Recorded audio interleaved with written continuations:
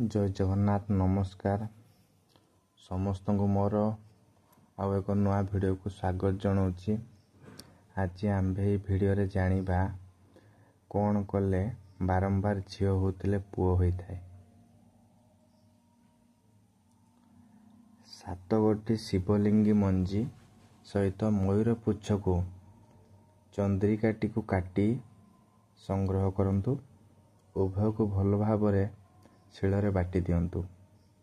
ए औषध को प्रतिदिन खाली पेटरे प्रातः सकाळ रे अंडीरा बाछुरी थिबा गाई क्षीर सहित एक मात्रा रे ऋतुकाल रे चतुर्थ दिन परे 7 दिन पर्यंत खांतु।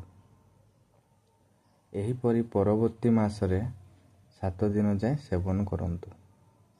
एही क्रम 3 मास चलिबा दरकार। एही औषध सेवन करिवार 3 घंटा पर्यंत किछि खांतु नहीं। 3 मास जाए एही प्रयोग चलिथिबा बेले अति खट्टा पिता खारयुक्त एवं गरम पदार्थ किछि ग्रहण करंतु नहीं। एथिरे पिला रहिले झियो न होई पुओ हबो।